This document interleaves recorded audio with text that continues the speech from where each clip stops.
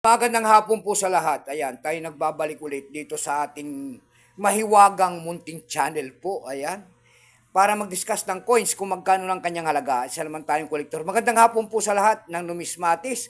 Mga kolektor po, nabatikan na mga kolektor. Ayan, special shout out natin ang ating Kanime 09, Abe Reyes and Waray Coins TV. Ayan, Rafael Paredes po ang ating iniidolo. Ayan, may pag-usapan tayong barya po. Ito po ay 25 centimos po ni Juan Luna. Ayan, 25 centimos po ni Juan Luna. Nakapaloob po yan sa bagong lipunan series. Ayan, year 1979, ang aking birthday. Ayan. Tsaka year 1949 po ang pagtatag ng ating Bangko Sentral. Ayan, nakapaloob po yan sa bagong lipunan series. Ayan po, 25 centimos ni Juan Luna. Pero bago yan, tayo magpapasalamat muna sa lahat ng tagapagsubaybay dito sa ating munting channel. Lalo-lalo na po ang aking mga subscriber dyan. Thank you so much sa inyong lahat. Mabuhay po kayo and God bless. Maraming salamat sa inyo at magandang hapon po. Yun naman po hindi pa po nakapag-subscribe dito sa ating munting channel. Anyayaan ko lang sana kahit malaking tulong na po o bagay sana ang inyong magagawa.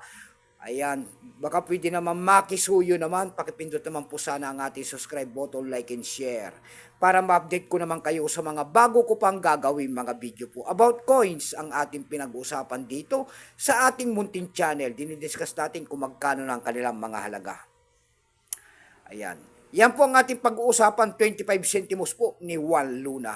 Nakapaloob po sa bagong lipunan series, tignan natin kung magkano ng kanyang presyo sa ating mga online selling. Pero bago yan, kilalanin mo muna natin siya. Issue po nito ay Philippines po, Period Republic, 1946 up to date po. Type nito standard circulation coins, years 1979 hanggang 1982. Ayan.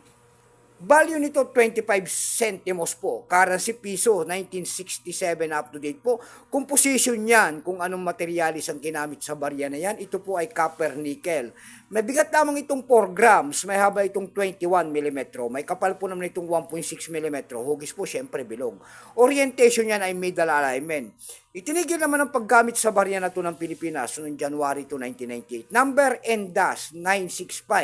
Reference number KM-227.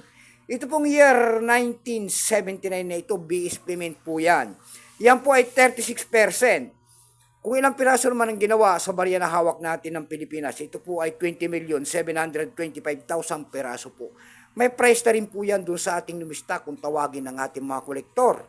Yung kanyang verify po kung tawagin nila ay nagkakahalaga na po ng 17 pesos. Yung kanyang extra fine ay 17 din. Yung kanyang almost uncirculated 19.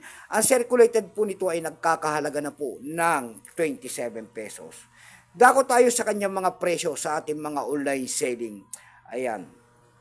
Doon sa ating eb.com po, ayan, bintahan po ng coins.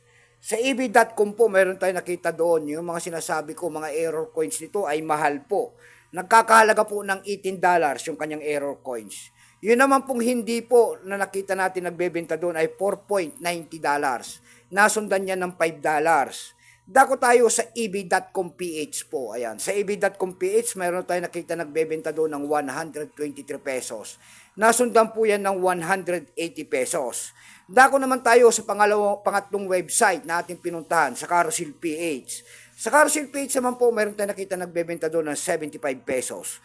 Nasundan po yan ng 70 pesos. Yung pinakamababa po na nakita natin doon ay 15 pesos per piece.